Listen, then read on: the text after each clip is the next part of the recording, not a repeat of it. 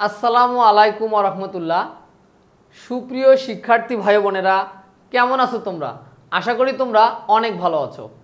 শিক্ষার্থী ভাই বোনেরা, আজকে আমি তোমাদের সাথে তোমাদের নবম দশম শ্রেণীর অর্থাৎ তোমরা যারা এসএসসি পরীক্ষা 2026 এবং 27 সালে দিবা তাদের জন্য তোমাদের সাধারণ গণিতের খুবই গুরুত্বপূর্ণ একটা অধ্যায় সে সেট ও ফাংশন নিয়ে আলোচনা করব। তো তোমরা অনেকে আমাকে জানিয়েছো যে স্যার এই অধ্যায়ের উপর ক্লাস চাই। তো আসলে অধ্যায়টাকে আমি সহজ করার জন্য একেবারে বেসিক লেভেল থেকে অ্যাডভান্স লেভেল পর্যন্ত কিন্তু আলোচনা করব। সো তোমাদের ক্লাসটা করার ক্ষেত্রে যে বিষয়টা ফলো করতে হবে সেটা হচ্ছে, শোনো কী করতে হবে বলো, যে বিষয়টা ফলো করতে হবে সেটা হচ্ছে একটা সুন্দর করে খাতা নিয়ে এই যে আমি যে কথাগুলো বোর্ডে লিখবো সেগুলো সুন্দর করে তোমাদের খাতায় কিন্তু তুলতে হবে। আর কোথাও কোনো কিছু না বুঝলে সেটা আমাকে জানাবা। তো আশা করি আমি এমনভাবে বোঝানোর চেষ্টা করবো যাতে তোমাদের কোনো সমস্যা না হয়। তো তবে তোমাদেরকে আমি একটা কথা বলে রাখি, তোমাদের যাদের ইচ্ছা মনের মধ্যে স্যার আমি স্কুলের মধ্যে গণিতে 100-তে 100 পেতে চাই, এসএসসি পরীক্ষাতে গণিতে 100-তে 100 পেতে চাই, অথবা বোর্ড পরীক্ষায় যে কোনো বোর্ড পরীক্ষা বলো, অথবা তুমি তো যে মাদ্রাসাতে পড়ছো সেই মাদ্রাসাতেও যদি তুমি মনে করো যে আমি মাদ্রাসা ফার্স্ট হতে চাই, গণিতে 100-তে 100 পেতে চাই, তাহলে ভাইয়া তোমার জন্য কিন্তু এই ক্লাসগুলো ঠিক আছে। তো চলো কথা আমরা পরে বলবো, আগে আমরা বেসিক ক্লাসটা কি করি স্টার্ট করি। ক্লাসটাকে সুন্দর করে বুঝবো, তার ফাঁকে ফাঁকে আমরা আমাদের প্রয়োজনীয় কথাবার্তাগুলো বলে নিব। তো চলো আমরা যেহেতু সেট এবং ফাংশন অধ্যায়টা ক্লাস করতে চাই, তো প্রথমে আমাদের যে বিষয়টা বুঝতে হবে ভাইয়া সেটা হচ্ছে সেট বলতে আমরা কি বুঝি। এই সংজ্ঞাটা তোমাদের বইয়ে সুন্দরভাবে লেখা আছে, তো সেটার আলোকে আমরা বিস্তারিত বিষয়গুলো জানবো। তো দেখো এখানে কি লেখা আছে, বাস্তব বা চিন্তা জগতের সুসংজ্ঞায়িত বস্তুর সমাবেশকে সেট বলে। তো কথাটা শুনে একটু জটিল জটিল লাগতেছে না যে এটা আবার কি কথা? তাহলে তুমি এখানে একটু চিন্তা করো, বাস্তবে আছে অথবা তুমি চিন্তা করতেছো, এরকম একটা চিন্তা করো, জিনিসটা বাস্তবে আছে অথবা চিন্তা করতেছো, কোনো বস্তুর সমাবেশ। এই কথাটা আগে সুন্দর করে দেখো, কোনো বস্তুর সমাবেশ। কিরকম বস্তু? মনে করো ভাইয়া আমার কাছে কয়টা বই আছে বা তোমার কাছে কয়টা বই আছে, বাংলা বই, ইংরেজি বই, গণিত বই। এই বইগুলোর মধ্যে আমরা এই বইগুলোকে আমরা এক সেট বই কিন্তু বলতে পারি, ঠিক আছে। এরকম কয়েকটা বই মিলে আমরা এক সেট বই বলতে পারি। তো সেজন্য বলা হচ্ছে যে বস্তু নিয়ে কাজ করব তার সুসংজ্ঞায়িত সমাবেশ হওয়া লাগবে। কি হওয়া লাগবে? বস্তুর সমাবেশ। তো মনে করো আমি সংখ্যা গুনতেছি 1 2 3 4 5, এই সংখ্যাগুলোকে একত্রে আমরা বলবো এক সেট সংখ্যা, ঠিক আছে। এরকম তো বিষয়টা কি দাঁড়াচ্ছে, আমরা বাস্তবে আছে অথবা আমরা চিন্তা করতেছি এমন সুসংজ্ঞায়িত মানে সুন্দরভাবে সাজানো, সুসংজ্ঞায়িত মানে কি সুন্দরভাবে সাজানো বস্তুর সমাবেশকে সেট বলে। তো চলো আমরা উদাহরণের মাধ্যমে বিষয়টা ক্লিয়ার হওয়ার চেষ্টা করি। তো দেখো প্রথমত আমরা বলি, মনে করো আমার কাছে কয়টা জিনিস আছে। তো আমি বললাম আমার কাছে বাংলা বই আছে, বই দিয়ে আগে উদাহরণ দিই। বাংলা বই আছে, তারপরে গণিত বই আছে, ইংরেজি বই আছে। তো এই যে বইগুলো আছে, আমি যদি ভাইয়া কি করি, প্রত্যেকটা বইকে আলাদা আলাদা কমা দ্বারা প্রকাশ করি এবং লাস্টে যদি আমি একটা সেকেন্ড ব্র্যাকেট দিয়ে দেই, তখন এটাই কিন্তু একটা সেট হয়ে যায়। তাহলে আমার কাছে যে বস্তুগুলো আছে তাদের কি করতে হবে, আমাদের এই যে কমা কমা দিয়ে লিখতে হবে এবং লাস্টে কি সেকেন্ড ব্র্যাকেট দিয়ে দিতে হবে। তাহলে এটা একটা সেট। মনে করো সাপোজ এটাকে আমি এ দ্বারা প্রকাশ করলাম, তাহলে আমি বলতে পারি এটা একটা এ সেট। তো পক্ষান্তরে আবার যদি আমরা দেখি, ভালো করে তাকাও, আমি যে আবার দেখি যে আমি বললাম আমি 1 2 3 4 5 6 এভাবে গণনা করলাম। তো গণনা করার পর আমি বললাম যে প্রত্যেকটাকে আমি আলাদা আলাদা কমা দিয়ে দিলাম এবং আমি যদি এদেরকে একটা সেকেন্ড ব্র্যাকেট দিয়ে ক্লোজ করি তাহলে এটা একটা সেট হয়ে গেল, সংখ্যার সেট। কি সংখ্যার সেট? স্বাভাবিক সংখ্যার সেট, তাই তো। তো এটাকে আমি কি দ্বারা প্রকাশ করবো? সাপোজ এটাকে আমি বি দ্বারা প্রকাশ করলাম, তো এটা একটা সেট হয়ে গেল কিন্তু আমাদের। তো এখন আমি যদি বলি যে না আরো আমরা এখানে 5-6 জন মানুষ আছে, তাহলে মানুষের সেট কেমন হইতে পারে ভাইয়া? তো আমি বললাম যে মানুষের সেট ধরলাম, এখানে রহিম নামে একজন ব্যক্তি আছে, রহিম, করিম, মনে করো আমার নাম সবুজ, তাই তো, রহিম, করিম, সবুজ, আমরা সবাই এক জায়গায় আছি। তো প্রত্যেককে যখন আমরা কমা কমা দিয়ে দিব এবং এই যে লাস্টে যখন আমরা সেকেন্ড ব্র্যাকেট দিয়ে দিব তখন এটা একটা সেট হয়ে গেল। তো এটাকে আমরা সি দ্বারা প্রকাশ করব। তো এরকম সেজন্য বলা হচ্ছে বাস্তব বা চিন্তা জগতের সুসংজ্ঞায়িত বস্তুর সমাবেশকে কি বলে ভাইয়া? সেট বলে। তো এই যে সেটকে আমরা কি দ্বারা প্রকাশ করতে পারি? এই যে এ বি সি এরকম আরো সংখ্যা দ্বারা প্রকাশ করা যায়। কি কি দ্বারা প্রকাশ করা যায় দেখো, এগুলো খাতায় লিখে ফেলো। সেটকে এ বি সি, ক্যাপিটাল লেটারের A B C X Y Z ইত্যাদি দ্বারা প্রকাশ করা হয়। এরকম আরও ইত্যাদি এই অ্যালফাবেটগুলো দ্বারা কি করা হয়, ইত্যাদি দ্বারা প্রকাশ করা হয়। কথাটা মাথায় রাখবা, প্রকাশ করা হয়, কথাটা সুন্দর করে উঠায় রাখবা, প্রকাশ করা হয়। তো এরকম আমি এ বি সি ডি দ্বারা প্রকাশ করেছি, তো তোমরা চাইলে এক্স ওয়াই জেড যে কোনো দ্বারাই প্রকাশ করতে পারো। আমি কিছু লেটার লিখতেছি, ধরো আমি বললাম যে এ বি সি ডি, এরকম একাধিক আমি স্মল লেটার লিখলাম। তো এগুলো বললাম এগুলো একটা লেটারের সেট বা আমার বর্ণমালার সেট, তো এটাকে আমি ডি দ্বারা প্রকাশ করতে পারি। তো এরকম আমি এ বি সি ডি বা এক্স দ্বারা প্রকাশ করতে পারি। তো এরকম যখন একাধিক সংখ্যা একত্রে থাকবে, যেন বাস্তব বা চিন্তা জগতে সুসংজ্ঞায়িত বস্তুর সমাবেশকে সেট বলে, অর্থাৎ একই জাতীয় বস্তুর সমাবেশকে আমরা সেট বলবো। লেখার নিয়ম কি বলতো, এই যে আমরা প্রত্যেকটাকে আলাদা আলাদা করে কি দিয়ে দিব, আমরা প্রত্যেকটাকে আলাদা আলাদা কমা দিয়ে দিব, এবং আমরা যখনই সেকেন্ড ব্র্যাকেটটা ক্লোজ করে দিব ভাইয়া, তখন কি হয়ে যাবে বলো, তখন হয়ে যাবে এটা হচ্ছে একটা সেট। ঠিক আছে, তো এখন আরেকটা বিষয় বলি, সেটের উপাদান কি, এই কথাটা একটু মাথায় রাখবা। সেটের উপাদান কি? তাহলে তোমাকে যদি বলা হয় ভাইয়া তোমরা সবাই মিলে একটা পরিবার, তাহলে পরিবারের সদস্য বা উপাদান কি? প্রত্যেকে আলাদা আলাদা, আমরা 5 জন মিলে একটা পরিবার বা 5 জন মিলে একটা সেট। এখন এই পরিবারের বাবা একজন সদস্য, মা একজন সদস্য, ভাই একজন সদস্য, বোন একজন সদস্য, তাহলে প্রত্যেককে যখন আমরা মেম্বার বলতে পারি বা সদস্য বলতে পারি বা এলিমেন্ট বলতে পারি, তো এই যে একটা সেটের প্রত্যেকটাকে আলাদা আলাদা আমরা কি বলতে পারি, সদস্য বলতে পারি। মনে করো এই যে এটা আলাদা একটা সদস্য, এইটা গণিত বই একটা সদস্য, এগুলো প্রত্যেকটাকে আমরা আলাদা আলাদা কি বলতে পারি ভাই, প্রত্যেকটাকে বলতে পারি সেটের উপাদান। কি বলতে পারি আমরা বলো, এগুলোকে বলা হচ্ছে সেটের উপাদান বলতে পারি আমরা, উপাদান, যাকে ইংলিশে বলে এলিমেন্ট আমরা বলতে পারি। তাহলে সেটের একটা সেটের প্রত্যেকটা সদস্যকে আমরা আলাদা আলাদাভাবে কি বলতে পারি, এলিমেন্ট বলতে পারি। তো আমি বলতে পারি এখানে এলিমেন্টকে 1 একটা এলিমেন্ট, 2 একটা এলিমেন্ট, 3 একটা এলিমেন্ট, 4 একটা এলিমেন্ট, 5 একটা এলিমেন্ট, 6 একটা এলিমেন্ট, এগুলো প্রত্যেকটাকে আলাদা আলাদা আমরা কি বলতে পারি, এলিমেন্ট বলতে পারি বা উপাদান বলতে পারি। তাহলে এই জিনিসটা আমরা এখান থেকে বুঝলাম, সেট কি বুঝলাম, সেট কিভাবে প্রকাশ করে এই বিষয়টা বুঝলাম। এবং ভাইয়া সেটের প্রত্যেকটা সদস্যকেই কি কি কি বলে, সেটের উপাদান বলে। তো চলো আমরা আরও একটু উদাহরণের মাধ্যমে বিষয়টা ক্লিয়ার হওয়ার চেষ্টা করি। তাহলে এটা মুছে দিলাম, তোমরা এর পরবর্তীতে লিখবা, ঠিক আছে, নিচে নিচে লিখবা এইভাবে। তো দেখো, তো ভালো করে দেখো, মনে করো আমি একটা বি সেট লিখলাম, হ্যাঁ বি সেট লিখলাম, বি সমান সমান আমি লিখলাম এ বি, একটা সেট লিখলাম। এটা সেট হয়েছে না বলো তো, হয়েছে কিনা বলো, এটা কিন্তু সেট হয়েছে, তাই না? তো এখন ভাইয়া আমি যদি বলি B A belongs to B set, এটা দ্বারা কি বোঝায় জানো, এই শব্দটা বিলংস টু, তাই না? এটাকে কি বলে, বিলংস টু বলে। তাহলে এই চিহ্নটার নাম হচ্ছে বিলংস টু। তাহলে এ বিলংস টু বি, অর্থাৎ এটা দ্বারা বোঝায় এটা বি সেটের একটা উপাদান। এটা মূল সেট না, বিটা মূল সেট না, মূল সেটের নাম কি, বি। তাহলে বলা হচ্ছে যে বি এটা স্মল এটা বি সেটের একটা উপাদান। আবার আমি যদি বলি B belongs to B, small B belongs to B, তার মানে বুঝতে হবে যে এই যে বিটা বি সেটের একটা উপাদান। এই বি সেটের কি বোঝা যাচ্ছে, বি সেটের একটা উপাদান বোঝাচ্ছে। যদি আমরা লিখি এরকম C does not belongs to, cross চিহ্ন দিতে হবে, বলতে হবে C does not belongs to B. আচ্ছা সি নামে এখানে কোনো সদস্য আছে বলো তো, এখানে কিন্তু সি নামে কোনো সদস্য নাই, তার মানে এই বিলংস টু দ্বারা বোঝাচ্ছে সদস্য। তাহলে A belongs to B, B belongs to B, আর C does not belongs to B, তাহলে এই সিটা বি সেটের কি নয়, সদস্য নয়। তো এভাবে আমরা অনেক সময় বিলংস টু দ্বারা প্রকাশ করতে পারি যেটা কি আদৌ এর সদস্য কি সদস্য নয়। তো এটা হচ্ছে বিষয়, এই বিষয়টা সুন্দর করে খাতায় তোমরা উঠায় রাখো যে সেটের উপাদান বলতে এইভাবে সেটের উপাদানগুলোকে এখানে একটা হেডলাইন করো যে সেটের উপাদান প্রকাশ করার পদ্ধতি, উপাদান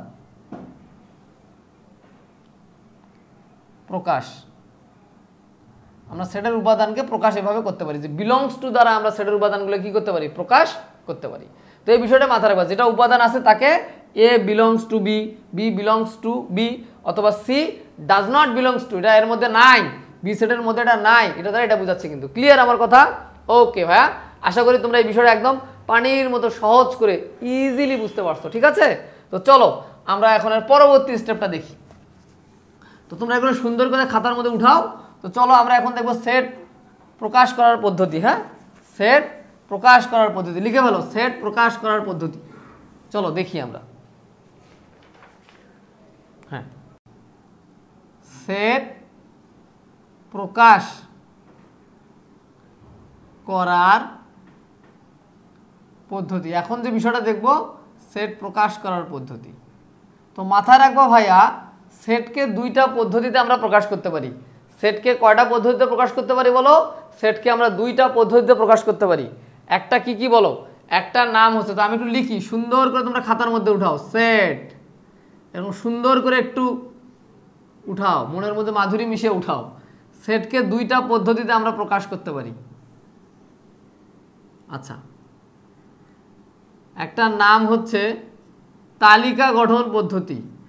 এদিক থেকে লিখি একটু। হ্যাঁ, তালিকা গঠন পদ্ধতি। একটার নাম কি বলতো? তালিকা গঠন পদ্ধতি। আর একটা নাম কি ভাইয়া? সেট গঠন পদ্ধতি। সেট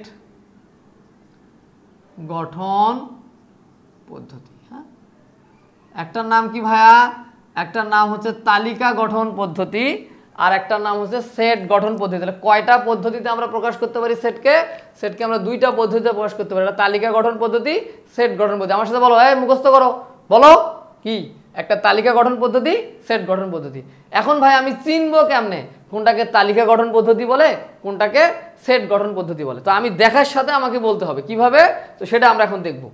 তালিকা গঠন পদ্ধতিতে আমরা কিছুক্ষণ আগে যারা দেখলাম না, যে 1, 2, 3, 4 এরকম আমরা যখন এরকম ব্র্যাকেট দিচ্ছিলাম না, এ সেট এরকম, মনে করো যেমন আমরা বলতে পারি বি সমান সমান তোমার হচ্ছে এ বি সি ডি, এরকম যখন কমা কমা দিয়ে সেকেন্ড ব্র্যাকেট দেওয়া হবে তখন সেটা হচ্ছে আমাদের তালিকা পদ্ধতি। যখন কমা কমা দিয়ে আমরা সেকেন্ড ব্র্যাকেট দিয়ে দিব তখন সেটা কি পদ্ধতি বলো? তখন সেটা হচ্ছে তালিকা পদ্ধতি। ওকে, আর সেট গঠন পদ্ধতিটা কি ভাইয়া? সেট গঠন পদ্ধতি এইভাবে লেখা থাকবে, মনে করো একটা এ সেট, হ্যাঁ এরকম দেওয়া থাকলো এ, এটা এর second bracket x such that, এই চিহ্নটার নাম কি ভাইয়া বলো তো? Such that. সাচ দ্যাট মানে এরূপ যেন, এক্স সাচ দ্যাট বলবো, such that X, X such that X comma, মনে করো লেখা থাকলো জোড় সংখ্যা, জোড় সংখ্যা এরকম লেখা থাকবে, চিনার বুদ্ধি আর কি বলতেছি। এক্স সাচ দ্যাট এক্স কমা জোড় সংখ্যা, একটা শর্ত অনেক সময় দেওয়া থাকতে পারে যে 2 greater than x greater than 8, এরকম কিছু একটা দেওয়া থাকবে, থাকতে পারে, বা এটা নাও থাকতে পারে, বাট এরকম দেওয়া থাকে আর কি। তো আবার কি থাকতে পারে, মনে করো এরকম এ, এটা বি সেট ধরলাম, বি আর একটা সেট ধরলাম বি, এরকম ব্র্যাকেট দেওয়া থাকবে এক্স সাচ দ্যাট এক্স কমা বিজোড় সংখ্যা, এরকম বলা থাকতে পারে, বিজোড় সংখ্যা, বিজোড় সংখ্যা। তবে একটা শর্ত দেওয়া থাকতে পারে, নাও দেওয়া থাকতে পারে, যে 2, 2 greater than x greater than 8 এরকম, বা 7, 4 এরকম কিছু একটা দেওয়া থাকতে পারে। তারপরে আবার এরকম আরও থাকতে পারে যে এক্স সাচ দ্যাট এক্স কমা 7 এর গুণিতক, 7 এর গুণিতক, অথবা দেওয়া খাতায় উঠাও, এগুলো জাস্ট আমরা পরবর্তীতে এগুলো বিস্তারিত জানবো। 7 এর গুণিতক কমা তোমার এক্স টু দি পাওয়ার, এরকম একটা শর্ত দেওয়া থাকতে পারে, বা 7 এর গুণিতক দিয়েই রাখে দিল, এরকম একটা সেট হইতে পারে, 7 এর গুণিতক এরকম দেওয়া থাকতে পারে। তো অনেক সময় আরও ভাবে লেখা যায়, আরেকভাবে, যে ডি, মনে করো এরকম লেখা থাকবে এক্স বিলংস টু, মনে করো এন, এরকম দেওয়া থাকতে পারে, কমা যে এক্স মৌলিক সংখ্যা, এরকম কিছু লেখা থাকতে পারে, মৌলিক সংখ্যা। তো ভাইয়া এইভাবে আমাদের সামনে কিন্তু দেওয়া থাকতে পারে, ভালো করে খেয়াল করো, এইভাবে কি করা থাকতে পারে, দেওয়া থাকতে পারে। তো তো এরকমভাবে এক্স বিলংস টু দ্বারা প্রকাশ করতে পারি, সাজ দ্যাট দ্বারাও কিন্তু কি করতে পারি, প্রকাশ করতে পারি। তারপরে কিছু বাংলা লেখা, কিছু শর্ত, অনেক সময় শর্ত দেওয়া থাকে, নাও থাকে। তো এইভাবে যদি আমাদের কখনো কোনো পদ্ধতি লেখা থাকে তাহলে সেটা কি পদ্ধতি ভাইয়া? সেটা হচ্ছে সেট গঠন পদ্ধতি। আমার সাথে আবারও বলো, কি পদ্ধতি? সেট গঠন পদ্ধতি। এই পদ্ধতিতে পড়লে অবশ্যই তার নাম হচ্ছে সেট গঠন পদ্ধতি। আর এই যে কমা কমা দিয়ে যখন লিখবো ভাইয়া, তার নাম কি? তার নাম হচ্ছে তালিকা গঠন পদ্ধতি। ঠিক আছে? তাহলে সেট কয় প্রকার পদ্ধতি আমরা প্রকাশ করতে পারি? সেটকে আমরা দুইটা পদ্ধতিতে প্রকাশ করতে পারি, একটা হচ্ছে সেট গঠন পদ্ধতি, তালিকা গঠন পদ্ধতি। চলো তাহলে এখন আমরা আর একটা বিষয় একটু দেখার চেষ্টা করি। ঠিক আছে, চলো দেখি, আস্তে আস্তে দেখি আমরা সুন্দরভাবে। তোমরা খাতায় কিন্তু উঠায় নাও ভাইয়া। হ্যাঁ, এখন কিছু বেসিক বিষয় নিয়ে আমরা একটু আলাপ করবো, আমাদের কিছু বেসিক কনসেপ্ট ক্লিয়ার করতে হবে। ঠিক আছে, তো চলো আগে লিখে ফেলো সুন্দর করে, তোমরা লিখে বলো বেসিক বিষয়। আমরা বেসিক একটু বিষয় নিয়ে আলোচনা করব, বেসিক বিষয়, এটা নিয়ে আমরা আলোচনা করবো, কারণ বেসিক লাগবে আমাদের সেট করতে গেলে। তো চলো ভাই আমরা আগে বেসিক বিষয়গুলো একটু বোঝার চেষ্টা করি। হ্যাঁ, কি লিখবো আমরা? বেসিক বিষয়। তাহলে বেসিক বিষয় বোঝার ক্ষেত্রে আমাদের যে জিনিসটা দরকার সেটা হচ্ছে ফার্স্টে আমাদের এরকম কিছু চিহ্ন আগে বুঝতে হবে। এরকম চিহ্ন, এরকম কি চিহ্ন থাকে কিন্তু, যেটাকে আমরা দেখেছি লেস দেন, গ্রেটার দেন, কিছু একটা বলি না আমরা? লেস দেন, গ্রেটার দেন কিছু বলি তো নাকি? সব সময় মাথায় রাখবা, এরকম দেখবা এক্স গ্রেটার দেন 2, অথবা থাকে 2 গ্রেটার দেন এক্স, থাকে কিছু এরকম চিহ্ন কিন্তু থাকে। হ্যাঁ, তো এই চিহ্নগুলো দ্বারা আসলে কি বোঝে? চিহ্নের ভিতরে যে থাকে সব সময় বড়, আর চিহ্নের বাইরে যে থাকে সব সময় ছোট। চিহ্নের ভিতরে থাকে সে সব সময় বড়, আর বাইরে যে থাকে সব সময় কি বলো? সব সময় কিন্তু ছোট। চিহ্নের ভিতরে থাকলে বড়, চিহ্নের বাইরে থাকলে কি? ছোট। অর্থাৎ আমার দৃষ্টিতে কি, যে মার খায় না, এরকম দেখো মার খাচ্ছে না, যে মার খাবে, বা এদিকে যে মার খাচ্ছে, দেখো মার যে খাচ্ছে সে সবসময় ছোট, আর যে মার দিচ্ছে ভিতরে থেকে সে সবসময় বড়। এভাবে মনে রাখবা, এটাকে লেস দেন গ্রেটার দেনের মধ্যে আমরা মনে রাখতে পারি। ঠিক আছে, তো এইটা দিয়ে আমাদের কিছু শর্ত আসবে। কীরকম শর্ত আসবে সেই শর্তগুলো আগে বোঝার চেষ্টা করো। মনে করো দেওয়া থাকবে x 2 greater than x greater than মনে করো 6। এইটা দ্বারা কি বোঝায় এটা আমাদের বুঝতে হবে, যে এক্স এর মানটা 2 এর চেয়ে বড়, 6 এর চেয়ে ছোট। তাই আবার বলো, আমার সাথে বলো, এক্স এর মানটা কি বলা থাকবে? বলা থাকবে এক্স এর মান 2 এর চেয়ে, দেখো 2 এর চেয়ে ছোট না, মার খাচ্ছে না, আবার 6 আবার এক্স এর কাছে মার খাচ্ছে না, তো 6 এর চেয়ে বড়। তো এটা তাহলে কি কি হইতে পারে? হইতে পারে 3, হইতে পারে 4, হইতে পারে 5, এই কথাগুলো কি থাকবে। ঠিক আছে, তো এই মানগুলো বুঝাবে কিন্তু। আবার এইরকম যদি দেওয়া থাকে যে x greater than 2 greater than মনে করো 7, এরকম দেওয়া, তাহলে এটা দ্বারা কি বুঝবো বলো তো? এক্স এর মানটা 2 এর চেয়ে বড়, 7 এর চেয়ে ছোট। তাহলে কি কি হইতে পারে বলো? হইতে পারে এবার 3, 4, 5, 6 এরকম বুঝাবে। কিন্তু ভাইয়া এবার একটু ভালো করে লেখা থাকবে, এখানে টান দেওয়া আছে, দেখবো দাগ দেওয়া আছে, এটার নাম লেস দেন ইকুয়াল। তো এইটা দ্বারা বুঝায় যে 2 সহ, এবার কিন্তু 2 ছিল না, দেখো এই চিহ্নর আগে কি আমরা 2কে নিয়েছিলাম, শুরুটা নিয়েছিলাম না, 2 এর চেয়ে বড় নিয়েছিলাম। যদি এই চিহ্নটা আমরা দিয়ে দেই তাহলে বুঝতে হবে যে 2 সহ, কি বুঝতে হবে? 2 সহ 2 এর চেয়ে বড়। আর এই চিহ্ন যদি এখানে দেওয়া থাকে তাহলে বুঝতে হবে 7 সহ, কি বুঝতে হবে? 7 সহ। তো এইভাবে আমরা তখন আমরা সেটগুলোকে প্রকাশ করব। তো আরেকটা যদি আমরা উদাহরণ দেখি তাহলে বলো তো, 3 is greater than equal x greater than মনে করো 5 না, এটা ধরলাম এটা হচ্ছে 8। তো এইটা দ্বারা কি বুঝাচ্ছে? এটা দ্বারা কি বুঝায় বলো? যে 3 সহ 3 এর চেয়ে বড়, এক্স এর মানটা হবে 3 এর চেয়ে বড়, 8 সহ 8 এর চেয়ে ছোট। তাহলে আমরা বলতে পারি না 3, 4, 5, 6, 7, 8, এই যে ইকুয়ালের জন্য নিচে দাগের জন্য কিন্তু আমাদের 3 এবং 8 দুটোই নিতে হলো। ঠিক আছে ভাইয়া, বুঝছো? এবার যদি এই চিহ্ন দেই নিচে তাহলে আমাদের কিন্তু ওই 3 সংখ্যাটা সহ নিতে হবে। আর যদি এই চিহ্ন না দেয়া থাকে তাহলে কিন্তু আমাদের ওই 2 এর চেয়ে বড়, 6 এর চেয়ে ছোট এই সংখ্যাগুলো নিলে কিন্তু কাজটা হয়ে যাবে। এই চিহ্ন দিলে কিন্তু 3 সহ এবং 8 সহ এই কথাগুলো কিন্তু চলে আসবে। লেস দেন গ্রেটার দেনের ব্যাপারটা ভালো করে আশা করি তোমরা এখান থেকে বুঝতে পারছো, যে এই চিহ্ন এবং দেওয়া না থাকলে কি দ্বারা বোঝায় তা বুঝতে পারছো। এখন চলো তাহলে আমরা আর একটা পদ্ধতি একটু দেখার চেষ্টা করি। তো এটা তো বুঝলাম আমরা, এরপর শর্তে আরো কিছু লেখা থাকবে, সুন্দর করে খাতায় উঠাই ফেলো। বেসিক বিষয় নিয়ে আমরা আলাপ করছি, বেসিক বিষয় 1 চলে গেল। এরপরে আমাদের সামনে আর একটা বিষয় আসবে, সেটা হচ্ছে দেখো, সেটা হচ্ছে জোড় সংখ্যা বলতে কি বুঝি, এগুলো আমরা জানি, তারপরে লিখে দেই ভাই। হ্যাঁ, লেখো, অনেক সময় বলতে থাকবে জোড় সংখ্যা, জোড় সংখ্যা লাগবে, জোড় সংখ্যা। হ্যাঁ, জোড় সংখ্যা। তো জোড় সংখ্যাগুলো কি কি বলো তো? তোমরা তো জানি 2, 4, 6, 8, 10, 12 এরকম চলতেই থাকবে, এগুলোকে জোড় সংখ্যা বলি। সুন্দর করে খাতায় উঠাও, কারণ আমি তো বলেছিলাম তোমাদেরকে যে ভাই আমি বেসিক থেকে অ্যাডভান্স লেভেল পর্যন্ত প্রতিটা টপিক আলোচনা করব। তাহলে দেখো, এই ভাইয়া ভালো ভালো করে দিকে তাকাও। এবার কি দেখবো ভাইয়া? বিজোড় সংখ্যা। তাহলে আমরা জানি তো এগুলো, তাই না? তো যাক একটু মনে করাই দিই আর কি। হ্যাঁ, বিজোড় সংখ্যা। বিজোড় সংখ্যাটা কি বলতো?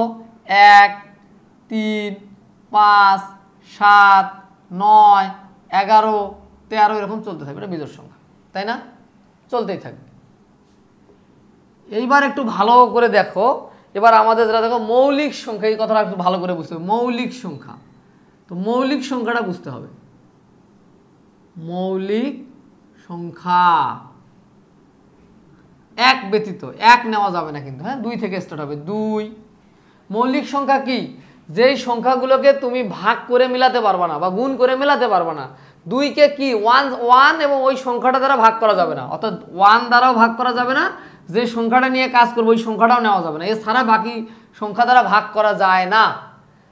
তাহলে দেখি আমরা, গুণ করে মেলানো যায় না, 2কে গুণ করে মেলানো যায় না। আমরা 3কে বলি, 3কে কি ভাঙানো যায়? 1 এবং 3 ছাড়া অন্য কোনো সংখ্যা নিয়ে কাজ করতে হবে। কিরকম? 3কে কি আমরা ভাঙায় লিখতে পারি? না। 5কে কি আমরা ভাঙায় লিখতে পারি? না। 7কে কি আমরা ভাঙায় লিখতে পারি? না। বাট 9কে কিন্তু আমরা ভাঙায় লিখতে পারি। 3 তিরিকে 9, 3 তিরিকে 9। তাহলে 3 কিন্তু আমাদের মৌলিক সংখ্যা না। 11কে আমরা গুণ করে মেলাতে পারি? 11কে আমরা গুণ করে মেলাইতে পারি না। 13কে আমরা গুণ করে মেলাইতে পারি না। 14কে পারি, 15কে আমরা মেলাইতে পারি, কিন্তু 15 হচ্ছে 15 কত? 15 হচ্ছে 3, 5, 15। তাহলে 15কে মেলানো যায়। তাহলে যাদেরকে গুণ করে মেলানো যায় না সেগুলো হচ্ছে মৌলিক সংখ্যা। তো আমি লিখে দেই, গুণ করে মেলানো যায় না, যাদেরকে গুণ করে মেলানো যায় না, মেলাতে পারবা না, পারবা না, যাদেরকে গুণ করে মেলাতে পারবা না সেগুলোকে মৌলিক সংখ্যা বলবো আমরা। আর জোড়, একমাত্র 2 হচ্ছে জোড় মৌলিক সংখ্যা। হ্যাঁ, 2 কি মৌলিক সংখ্যা বলো তো? 2 হচ্ছে জোড় মৌলিক সংখ্যা। ঠিক আছে, এরপর আমাদের লাগবে আমাদের স্বাভাবিক সংখ্যার দরকার। স্বাভাবিক সংখ্যা, যেটা আমরা আগের ক্লাসে এগুলো পড়ে আসছি। বাস্তব সংখ্যা অধ্যায়ে কিন্তু আমরা এগুলো পড়ে আসছি। স্বাভাবিক সংখ্যা, ওই ক্লাসটা অবশ্যই আগে দেখবা। এটাকে n দ্বারা প্রকাশ করে। বাস্তব সংখ্যা কি দ্বারা প্রকাশ করে? স্বাভাবিক সংখ্যা কি দ্বারা প্রকাশ করে?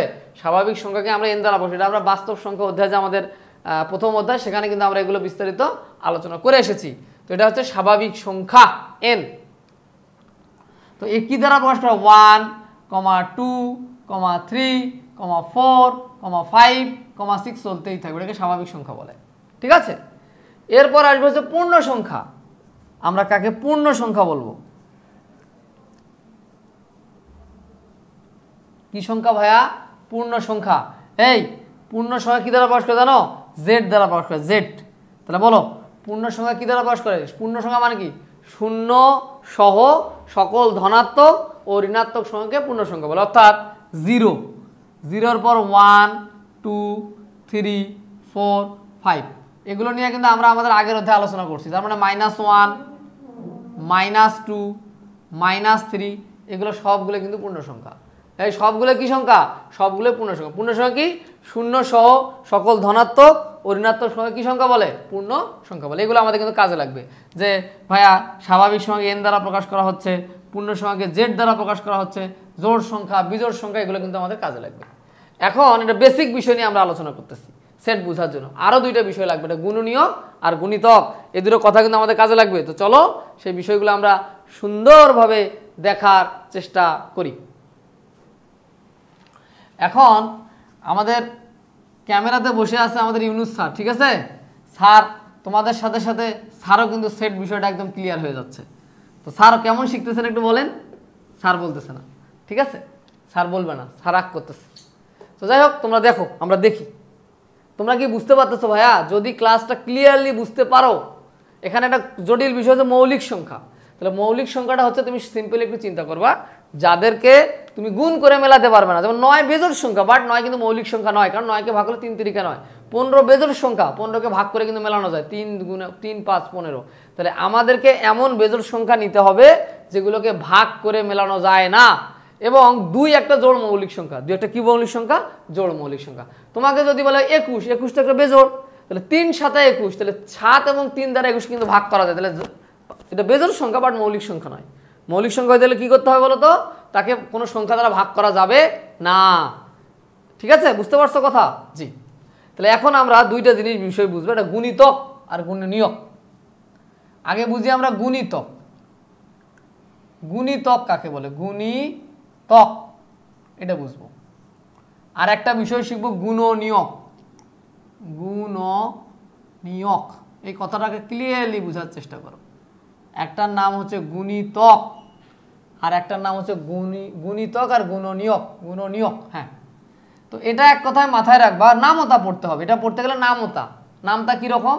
আমরা বলবো 3-এর গুণনীয়ক কি, তাহলে বলবা গুণিতক কি? 3, 3 তিরিকে 9, তারপরে হচ্ছে 3 অক্ষে 3, 3 দুগুণে 6, 3 তিরিকে 9, নামতা পড়তেছি।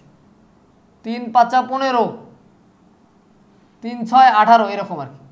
তো 7-এর যদি গুণিতক বলে, 7-এর গুণিতক কি? বা 5-এর গুণিতক কি বলো তো? নামতা পড়ো। তাহলে 5 অক্ষে 5, 5 দুগুণে 10, 3 5 15, 4 5 20, 5 5 25, এরকম নামতা পড়তেছি আমরা। কি পড়তেছি? নামতা পড়তেছি। 7-এর গুণিতক কি? এলে অঙ্ক করতে কাজে লাগবে কিন্তু। এই বেসিকগুলো কেন শেখাচ্ছি বলো? এগুলো অঙ্ক করতে কিন্তু কাজে লাগবে, ব্যাপক কাজে লাগবে। ঠিক আছে, তো চলো দেখি। 7 অক্ষে 7, 7 দুগুণে 14, 3 7 21, 4 7 28, 5 7 35, এরকম এলে গুণিতক বলি আমরা। গুণিতক। তাহলে গুণিতক যখন বলবে তখন নামতা পড়তে হবে। নামতা, তা পড়বা, পড়তে হবে। লিখে ফেলো সুন্দর করে। কি পড়তে হবে বলো? তখন কিন্তু নামতা পড়তে হবে ভাইয়া। হ্যাঁ, কি পড়তে হবে বলো? নামতা পড়তে হবে। আর গুণনীয়ক কি? গুণনীয়ক মানে আমরা ওই সংখ্যাটাকে কতবার ভাগ করে লিখতে পারি। যেমন আমি যদি সিম্পলি বলি, আমি তোমাদেরকে দেখাচ্ছি যে আমরা 12কে আমরা হচ্ছে গুণনীয়ক তৈরি করব। 12-র গুণনীয়ক আমরা দেবো 12। তো 12কে 12 লেখা যায় না? 1 গুণন 12 কতবার ভাঙানো যায়? 12কে 12। তারপরে কি লেখা যায় বলো তো? 6 দুগুণে 12, 2 দ্বারা ভাগ করা যায়।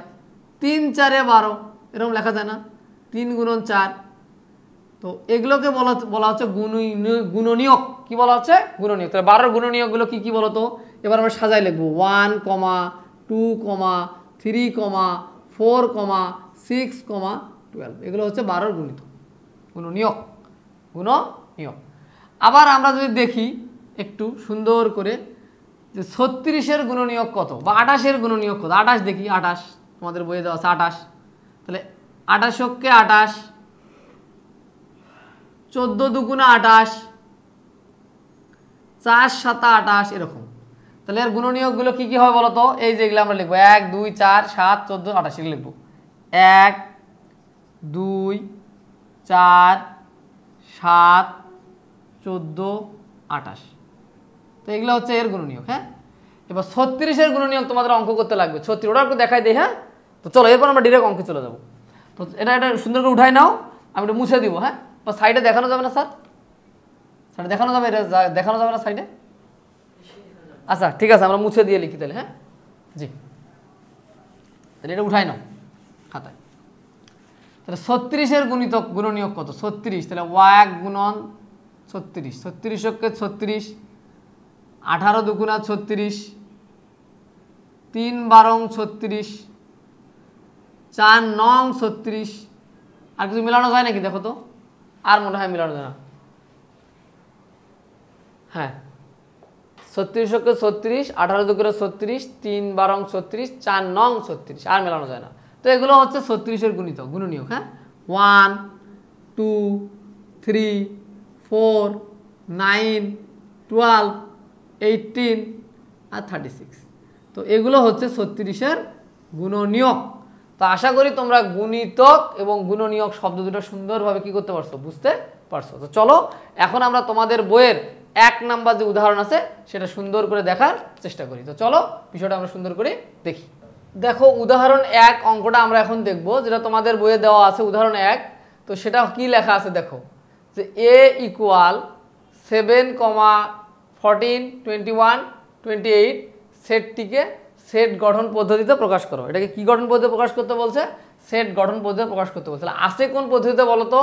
এটা আসে কিন্তু তালিকা পদ্ধতিতে, তাই না? আমরা জানি কি বলতো, যে আমরা যদি কমা কমা দিয়ে যদি ব্র্যাকেট আকারে লিখি তাহলে এটা কি পদ্ধতি?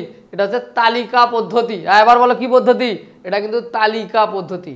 তা তালিকা পদ্ধতিকে আমাদের কিসে লিখতে হবে? সেট গঠন পদ্ধতিতে লিখতে হবে। তো সেট গঠন পদ্ধতিতে লিখবো। তাহলে আমরা প্রথমে আগে লিখে রাখি দেয়া আছে, হ্যাঁ দেওয়া আছে, এটাকে লিখে ফেলবা, দেওয়া আছে ভাইয়া, হ্যাঁ দেওয়া আছে। তো যেটা দেয়া থাকে ওটাকে লিখতে হয়।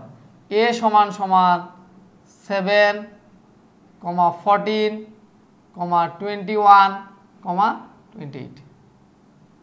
তা তুমি একটু সুন্দর করে দেখো তো ভাইয়া, এখানে কি দেখা যাচ্ছে? এখানে 7-এর গুণিতক না 7, 14, 21, 28। তার মানে এটা কতর গুণিতক? এটা 7-এর নামতা পড়লেই হচ্ছে না, যে 7, 7 7, 7 দুগুণে 14, 3 7 21, 4 7 8। এটা গুণিতক না? এটা কিছুক্ষণ আগে যে আমরা এটা গুণিতক বলি না আমরা, এটা কিন্তু গুণিতক। তাহলে আমরা কি লিখতে পারি এটাকে বলো তো? এটাকে আমরা লিখতে পারি a, এটা সেট গঠন পদ্ধতিতে আমরা লিখবো a সমান second bracket x such that x, এরকম বলবো আমরা, x such that x কমা যেন 7-এর গুণিতক, 7-এর গুণিতক, এটা কিন্তু গুণনীয়ক না ভাইয়া, গুণিতক, নামটা পড়তেছি। তাহলে এটা কি হচ্ছে? x such that x 7-এর গুণিতক, ঠিক আছে? বুঝতে পারতেছো ভাইয়া? 7-এর গুণিতক কিন্তু, এবং কত থেকে বড় বলো তো? 7 সহ 28 এর চেয়ে ছোট, তাই না? এভাবে লিখতে পারি না, যে 7-এর চেয়ে বড়, x এর মানটা 7-এর চেয়ে বড় এবং 28 এর চেয়ে ছোট, 28 সহ। তো সহ যেহেতু নিব তাহলে নিচে একটা কি করব? দাগ দিয়ে দিব। এই কথাটা এখন শর্তটা বুঝছো না ভাইয়া? যে 7 সহ 7-এর চেয়ে বড় এবং 28 এর চেয়ে ছোট কার মান? x এর মান, এজন্য নিচে একটা দাগ দিয়েছি। যেহেতু এই সংখ্যাটা সহ, কি বলছিলাম ভাইয়া আমি একটু আগে? যদি এই সংখ্যাটা সহ হয়, সংখ্যাটা যদি সহ হয় ভাইয়া, তাহলে কি করবো আমরা? 7, তখন এই চিহ্নটা নিচে কিন্তু আমরা দাগ দিয়ে দিব। আর যদি শুধু লিখলাম 7-এর চেয়ে বড় 28 এর চেয়ে ছোট, তখন কিন্তু আর এই লেস দেন গ্রেটার দেনের মাঝখানে চিহ্নটা দেওয়ার দরকার ছিল না। এবার ভাই আমাদের ব্র্যাকেট ক্লোজ করিতে হইবে, বুঝতেছো? এবার কিন্তু ব্র্যাকেট, তাহলে এটাই কিন্তু আমাদের সেট গঠন পদ্ধতিতে প্রকাশ করা হয়ে গেল। এখন আমরা উদাহরণ 2 দেখব। উদাহরণ 2-এ কি বলা আছে সেটা দেখি আমরা। দেখো চলো উদাহরণ 2-এ কি লেখা আছে সেটা দেখে ফেলি। উদাহরণ 2 নম্বর অঙ্কটা দেখো কি লেখা আছে, b equal x such that x, 28-এর গুণিতক অর্থাৎ 28-এর গুণনীয়ক সেটটিকে তালিকা পদ্ধতিতে প্রকাশ করো। তাহলে আমাদের যে শর্তটা দেওয়া আছে 28-এর গুণনীয়ক থেকে তালিকা পদ্ধতিতে প্রকাশ করো। তাহলে গুণনীয়ক মানে কি ভাইয়া? এটাকে ভেঙে লিখতে হবে, তাই না? আমরা কিছুক্ষণ আগে দেখেছিলাম যে 28, এটার গুণনীয়ক কি? 28কে 28 ভাগ করে লিখতে হবে। 28কে 28, 2, 14 দুগুণে 28, তাই না? গুণ করে যাতে মিলানো যায়। 4 7 28, আর কি যায়? আর কিন্তু যায় না। তো এগুলোই হচ্ছে কিন্তু 28-এর কি বলতো? 28-এর গুণনীয়ক। এই যে এগুলা 1 2 3, 1 2 4 7 14 20, এগুলো 28-এর গুণিতক। তাহলে আমরা কি লিখতে পারি? প্রথমে যা দেয়া আছে তা তো আগে লেখা উচিত, তাই না? তো আমরা লিখে দিলাম b সমান দেয়া আছে, আগে লিখবো দেয়া আছে, লিখে ভালো দেয়া আছে, দেওয়া আছে। কি দেয়া আছে বলো? b equal x such that x, কমা, এই কি বলো? x such that x, কমা 28-এর গুণনীয়ক, 28-এর গুণনীয়ক, গুণনীয়ক এটা লেখা আছে। এটা হচ্ছে তালিকা পদ্ধতিতে প্রকাশ করতে হবে, এটা সেট গঠন পদ্ধতিতে আছে। তাহলে আমরা এইভাবে লিখতে পারি না, যে এটাকে b ইকুয়াল, আমরা লিখতে পারি 28-এর গুণনীয়ক কি কি বলো? 28-এর গুণনীয়ক হচ্ছে এই যে এগুলো লিখে দিলেই হয়ে যাবে। 1, 2, 4, 7, 14, 28। তো এগুলো হচ্ছে 28-এর গুণনীয়ক, ঠিক আছে? 28-এর গুণনীয়ক। তো এটাই হচ্ছে কিন্তু আমাদের ভাইয়া অ্যান্সার। ওকে, তো আশা করি এই ম্যাথটা বুঝতে পেরেছো। এখন আমরা তোমাদের সাথে তোমাদের বইয়ের 3 নাম্বার যে উদাহরণ আছে সেটা নিয়ে বিস্তারিত আলোচনা করব। তো চলো সেই অঙ্কটা আমরা সুন্দর করে দেখার চেষ্টা করি। তো এখন তোমাদের বইয়ের 3 নং উদাহরণটা দেখি কি লেখা আছে। 3 নং উদাহরণ হচ্ছে c equal x such that x, ধনাত্মক পূর্ণ সংখ্যা এবং x square equal less than equal 18 less than 18 সেটটিকে তালিকা পদ্ধতিতে প্রকাশ করো। অর্থাৎ এক্স স্কোয়ারের মানটা 18 চেয়ে ছোট হবে, তাই না? এক্স স্কোয়ারের মানটা কত চেয়ে ছোট হবে?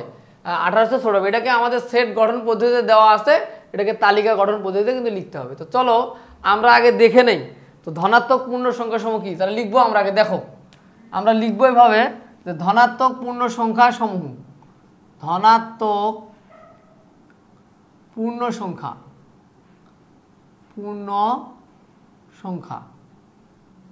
সমূহ কি কি বলো তো? এগুলা পূর্ণ সংখ্যাগুলো কি কি বলো? 1 2 3 4 5 এবং 14 থাকবে। তো এখানে কি হয়েছে বলো তো? এখানে এবার লেখো এখানে, হ্যাঁ এখানে তো এক্স ইকুয়াল যদি 1 হয় তাহলে যে এক্স স্কোয়ারের মান লাগবে 1 হলে তাহলে এক্স স্কোয়ার ইকুয়াল কি হবে? 1 এর উপর স্কোয়ার হবে, ইকুয়াল আমরা 1 লিখতে পারি, তাই না? এরকম হবে। আবার দেখো এক্স ইকুয়াল যদি 2 হয়, 2 হলে এক্স স্কোয়ার ইকুয়াল কি হবে ভাইয়া? 2 এর উপরে স্কোয়ার, তাহলে 4 আসবে। এক্স ইকুয়াল 3 হইলে কি হবে ভাইয়া? এক্স এর উপর 3 এর উপর স্কোয়ার, এক্স স্কোয়ারের উপর এক্স স্কোয়ার, এক্স এর উপর 3 মানে এক্স স্কোয়ার হলে কি হবে? 3 এর উপর স্কোয়ার, কিউব হবে, কিউব 3 কিউব না 3 এর উপর স্কোয়ার, হ্যাঁ ঠিক আছে, এক্স স্কোয়ারের তো মানে বের করো 3, তার মানে 9 আসবে ভাইয়া, তাই না? এক্স ইকুয়াল যদি 4 নেই ভাইয়া, 4 নিলে কি আসে বলো তো? 4 নিলে আসে হচ্ছে এক্স স্কোয়ারের মানটা কত আসে? 4 এর উপর স্কোয়ার করলে কত হয়? 16 চলে আসে। এখন দেখো তো ভাইয়া এক্স ইকুয়াল যদি 5 হয় তাহলে এক্স স্কোয়ার ইকুয়াল কত আসবে ভাইয়া? এক্স স্কোয়ার ইকুয়াল আসবে কিন্তু 5 এর উপর স্কোয়ার, তার মানে 25। তো আমরা যে এক্স স্কোয়ারের মানগুলো নিলাম ধনাত্মক পূর্ণ সংখ্যা, বাট এক্স স্কোয়ার করলে 18 চেয়ে ছোট আসতে হবে। দেখো 18 বেশি এসে গেছে, 16 পর্যন্ত ঠিক আছে, তার মানে আমাকে এই মানগুলো নিয়ে কিন্তু কাজ করতে হবে। তুমি দেখো 18 বেশি হয়ে গেছে না? এক্স স্কোয়ারের মানটা 18 চেয়ে ছোট হইতে হবে, কিন্তু 25 কিন্তু 18 চেয়ে কি বড়। তাহলে এক্স স্কোয়ারের যে মানটা কিন্তু 18 চেয়ে বড় আসা যাবে না, 18 চেয়ে কি আসতে হবে? ছোট আসতে হবে। তার মানে এই যে আমরা 4 পর্যন্ত নিতে পারবো। তাহলে এক্স এর যে মানটাকে আমরা স্কোয়ার করলে 18 নিচে আসবে, সেই মানগুলোকে আমাদের নিতে হবে। তাহলে সেট কোনটা হবে ভাইয়া? সেটা এইগুলো মিলে আমাদের কিন্তু সেট গঠন করতে হবে, এগুলা দিয়ে, ঠিক আছে? তাহলে আমরা বলতে পারি অতএব সেট সি সমান সমান আমরা লিখতে পারবো 1, 2, 3, 4। এই যে আমাদের সেট কিন্তু এগুলা সেট, এটাই ধনাত্মক পূর্ণ সংখ্যা সেট। এই কার সেট? ধনাত্মক পূর্ণ সংখ্যা সেট, যেগুলোকে এক্স স্কোয়ার করার পর 18 কি হবে? এগুলোকে এক্স স্কোয়ার করার পরেও 18 কি হয়েছে? ছোট হয়েছে। তো এটাই কিন্তু আমাদের নির্ণয় অ্যান্সার। তো শিক্ষার্থী বন্ধুরা, এখন আমরা তোমাদের সাথে তোমাদের বইয়ের উদাহরণগুলো দেখে ফেললাম। এখন আমরা এই রিলেটেড যে অনুশীলনী থেকে আমরা ম্যাথমেটিক্যাল প্রবলেমগুলো কিন্তু সমাধান করব। তো চলো সেই ম্যাথগুলো আমরা দেখার চেষ্টা করি। তোমাদের বইয়ের যে হচ্ছে অনুশীলনী আছে 2.1-এর যে 2 নাম্বার অঙ্কটা আছে, এটা আমরা এখন তোমাদের সাথে সমাধান করব, ঠিক আছে? তো 2.1-এর 2-এর ক নাম্বারটা আমি তোমাদের সমাধান করে দিই। এখানে বলা আছে সেট নিচের সেটগুলোকে সেট গঠন পদ্ধতিতে সমাধান করো। তার মানে যে সেটগুলো দেওয়া আছে সেগুলো অবশ্যই তালিকা পদ্ধতি, সেগুলোকে আমাদের সেট গঠন পদ্ধতিতে প্রকাশ করতে হবে। তাহলে আমরা প্রথমে লিখবো দেয়া আছে 2-এর ক, হ্যাঁ আমরা 2 নাম্বারের কটা এখন সমাধান করব তোমাদের বইয়ের। তো প্রথমে লিখবো আমরা দেয়া আছে, দেয়া আছে। তো ওটাকে একটা জাস্ট ধরে নিলাম, আমি দেয়া আছে ধরলাম, এটাকে এ ইকুয়াল ধরে নিলাম, জাস্ট কি ধরে নিলাম? 3, 5, 3, 5, 7, 9, 11 যেটা দেয়া আছে এটাকে আমি জাস্ট ধরে নিলাম, এ ইকুয়াল এটা ধরে নিছি। তো এটা কিন্তু দেখো তো ভাইয়া এটা কোন পদ্ধতিতে আছে? এটা কিন্তু আমাদের তালিকা পদ্ধতিতে আছে। কোন পদ্ধতিতে নিতে হবে? এটাকে সেট গঠন পদ্ধতিতে নিতে হবে। তাহলে এখানে কি লেখা দেখা যাচ্ছে বলো? সেট গঠন পদ্ধতিতে যদি নেওয়া হয় তাহলে আমরা কি লিখতে পারি বলো তো? এক্স মনে করো এ ইকুয়াল, এ সেটটাকে আমরা এখন এই পদ্ধতিতে নিব। তাহলে আমরা second bracket X such that x, তাই না? আমরা এইভাবে করব যাতে আমাদের সবগুলো নিয়ম এক স্টাইলেই থাকে। তোমাদের গাইডে অন্য নিয়মে করা আছে, বাট তোমাদের এই নিয়মেও করো, কোনো সমস্যা নাই ভাইয়া, ঠিক আছে? কারণ আমরা সবগুলো একই স্টাইলে কিন্তু যাইতে চাই। তাহলে x such that X comma.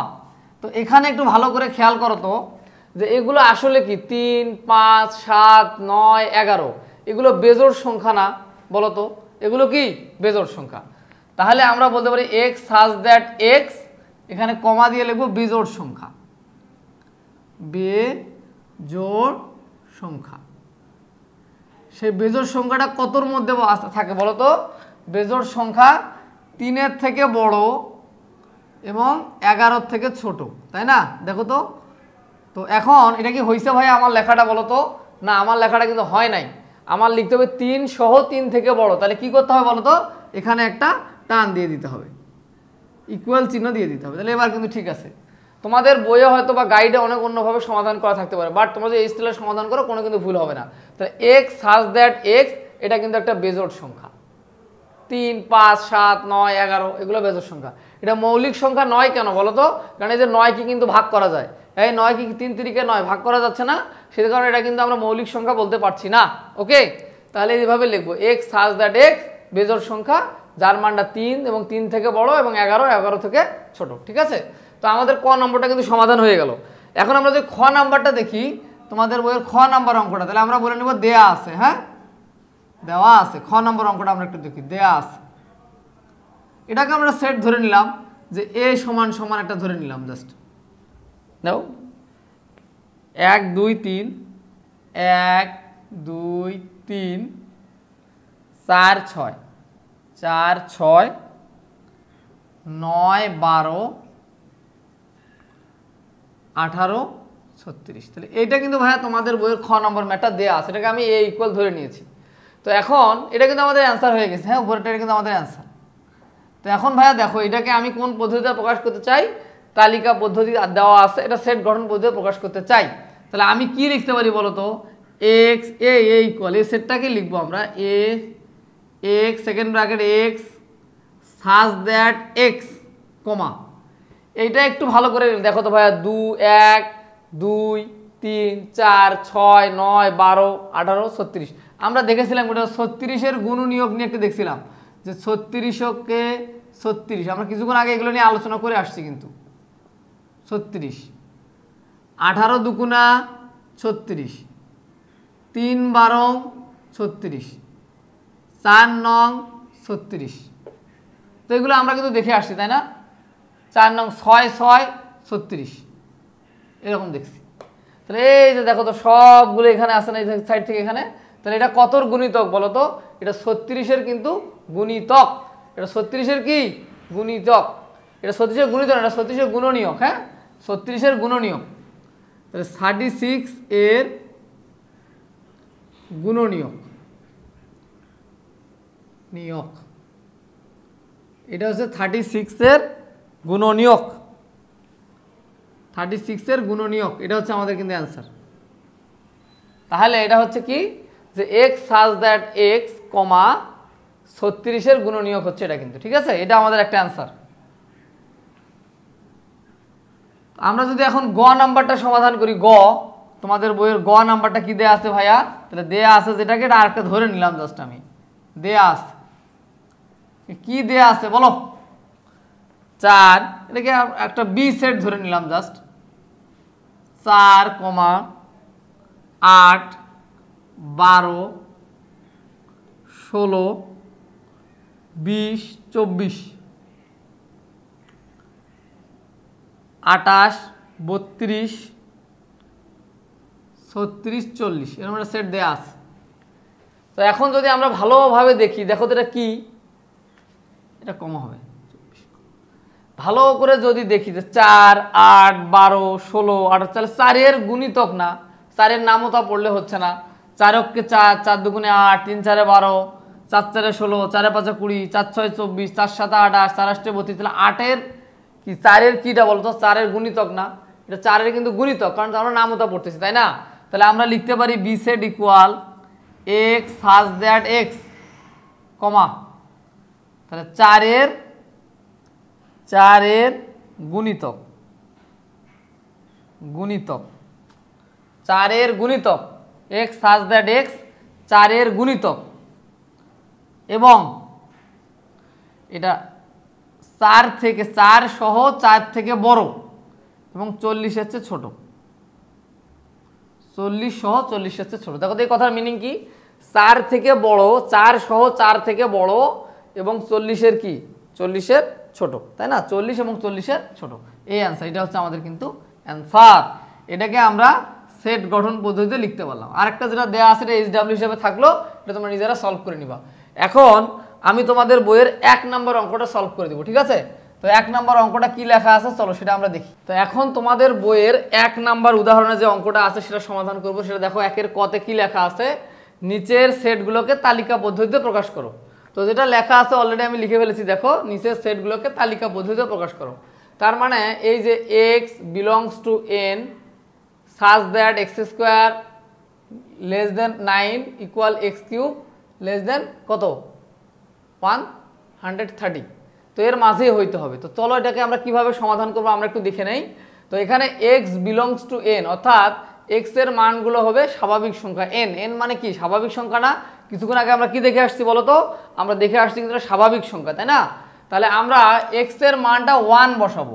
তাহলে x এর মান এখানে আমরা লিখবো, এখানে x ইকুয়াল যদি 1 হয় তাহলে x স্কয়ার x ইকুয়াল 1 হলে, হ্যাঁ x ইকুয়াল 1 হলে এবং x স্কয়ার ইকুয়াল কত হয় বলো তো?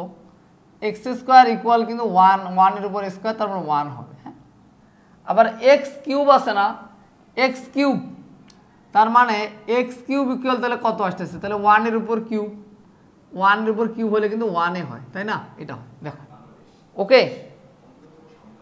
এখানে এবং দিয়ে দিব, এবং, হ্যাঁ এবং এত। এবার x ইকুয়াল যদি 2 হয় ভাইয়া তাহলে কি হবে? কারণ স্বাভাবিক সংখ্যা তো, তাই না? স্বাভাবিক সংখ্যা হলে 1 2 3 4 5 6 আমরা সবই দিতে পারি, তাই না? তো এত হলে x স্কয়ার সমান সমান কত? x স্কয়ার সমান সমান হচ্ছে 2 এর উপর স্কয়ার ইকুয়াল 1, 2 এর উপর স্কয়ার হলে হচ্ছে 4, তাই না? তাহলে এবং 2 এর উপর কিউব, তার মানে কত আসে? এটা আসে 8। এই x এর উপর কিউব মানে হচ্ছে 2 এর উপর কিউব, তাহলে এটা আসে 8, ওকে। এরপর x ইকুয়াল 4 হলে, 3 হলে x স্কয়ারের মানটা কত আসবে ভাইয়া বলো তো? তাহলে x স্কয়ার ইকুয়াল আমরা কত লিখতে পারি? তাহলে 3 এর উপর স্কয়ার, তাহলে 9 আসবে। এবং তাহলে কিউবের ঘরে আমরা যদি 3 এর উপর কিউব দেই তাহলে এটা x এর উপর কিউব, তার মানে 3 এর উপর কিউব সমান সমান আসবে 27, তাই না? এটা কত আসবে বলো তো? এটা কিন্তু আসবে 27। পক্ষান্তরে আমরা যদি x ইকুয়াল 4 বসাই হলে তাহলে x স্কয়ার ইকুয়াল কত আসে বলো? 4 এর উপর স্কয়ার, তার মানে 16, হ্যাঁ 16 এবং x এর উপর কিউব, তার মানে 4 এর উপর কিউব, 4 4 16, এটা 64 আসবে সম্ভবত। 4 এর উপর কিউব দিলে 64। x ইকুয়াল যদি 5 হয় হলে x স্কয়ার ইকুয়াল কত? 5 এর উপর স্কয়ার অর্থাৎ 25 এবং x এর উপর যদি 5 এর উপর যদি কিউব হয়, x এর উপর যদি কিউব হয় তাহলে 5 এর উপর কিউব 125 আসবে। এটা যদি 6 হয় ভাইয়া, এবার x ইকুয়াল যদি 6 হয় তাহলে x স্কয়ার ইকুয়াল কত? 6 এর উপর স্কয়ার সমান 36, কত আসে বলো তো? 36 এবং x কিউব অর্থাৎ 6 এর উপর কিউব, এই বলো 6 এর উপর কি বাচ্চা কাচ্চারা? তাহলে 6 এর উপর কত? কিউব। 6 এর উপর কিউব হলে আসে 216 আসে। ক্যালকুলেটর থেকে দেখবে এটা 216 আসে। তার মানে আমরা এখন ডিসিশনে আসবো। দেখো x এর মানটা এখানে একটু ভালো করে খেয়াল করো ভাইয়া, সবাই একটু ভালো করে খেয়াল করো। এখানে x এর মানটা, x স্কয়ারের মানটা 9 এর চেয়ে ছোট, তাহলে 9 হলেও হবে না, 9 এর চেয়ে ছোট হইতে হবে। এই যে 9 এর চেয়ে বড়, x স্কয়ারের মানটা 9 এর চেয়ে বড়, তাই না? তাহলে 9 হলে হবে না, 9 এর চেয়ে বড় হইতে হবে। তার মানে এই মানটা, এইটা এক্সিট করতেছে, এই যে এইটা। আবার x কিউবের মানটা 130 থেকেও কি হইতে হবে, 130 থেকেও ছোট হইতে হবে। তাহলে 130 থেকেও ছোট কিন্তু এটা, তাই না? এই মানটা, হ্যাঁ ওকে। এইখানে এই মানগুলো আমরা নিতে পারতেছি না কেন বলো তো? এক্স স্কোয়ারের মানটা 9 এর চেয়ে বড় হইতে হবে, কিন্তু এগুলো সবগুলো মান 9 এর চেয়ে কি বলো তো, 9 এর চেয়ে কিন্তু সবগুলোই ছোট, এই জন্য এই মানগুলো আমরা একসেপ্ট করতে পারতেছি না। বাট এইদিকে শর্ত মানছে, বাট এই শর্তটা মানে নেই যে এক্স স্কোয়ারের মানটা 9 এর চেয়ে ছোট এবং এক্স কিউবের মানটা হবে 130 এর চেয়ে ছোট, তাই না? এক্স কিউবের মানটা হইতে হবে 130 এর চেয়ে বড়। তো 130 এর চেয়ে ছোট হইতে হবে আর এটা হচ্ছে 9 এর চেয়ে বড় হইতে হবে। তার মানে এই মানটা এদিকে শর্ত মানে, কিন্তু এখানে কিন্তু শর্ত মানতেছে না, সেজন্য এটা নিতে পারলাম না। কিন্তু এই দুটো মান কিন্তু অনায়াসে মানতেছে। দেখো এটা কিন্তু 9 এর চেয়ে বড়, এই মানটা কত বলো তো? 9 এর চেয়ে বড় না? 9 এর চেয়ে বড়, বাট 130 এর চেয়ে কিন্তু ছোট, এটাও সঠিক। এই দুটো আমরা নিতে পারতেছি। বাট এইখানে দেখো এইখানে এটা কিন্তু 9 এর চেয়ে বড়, বাট 130 এর চেয়ে কিন্তু বড়, এই জন্য এটা আমরা অ্যাকসেপ্ট করতে পারতেছি না। এই মানটা আমরা নিতে পারি, এই শর্তটা এখানে মানে না। বুঝতেছো বিষয়টা? তাহলে এক্স স্কোয়ারের মানটা হতে হবে 9 এর চেয়ে বড় আর এক্স কিউবের মানটা হতে হবে কি 130 এর চেয়ে ছোট। এই দুটো শর্ত যেটা মানবে সেটা আমরা কাজ করব। তাহলে আমাদের সেট কোনটা হবে বলো তো? আমাদের সেট হবে কিন্তু এই দুটো সংখ্যার সেট, এই দুটো সংখ্যার সেট, এই সংখ্যা দুটোর সেট। তাহলে আমরা লিখতে পারি নির্ণয় সেট। হ্যাঁ, কি লিখতে পারি আমরা বলো? আমরা লিখতে পারি নির্ণয় সেট, নির্ণয় সেট। আমরা এটাকে নাম দিলাম এ সেট ইকুয়াল 4 আর 5। এই হচ্ছে এইভাবে করতে হবে অঙ্কগুলো আর কি। ঠিক আছে, এইবার আমরা তোমাদের বইয়ের গ নাম্বার অঙ্কটা সমাধান করে দিই। গ, একের গ। তো চলো আমরা দেখি একের গতে কি লেখা আছে তোমাদের অঙ্কটা। একের গ নম্বর অঙ্ক দেখবো আমরা।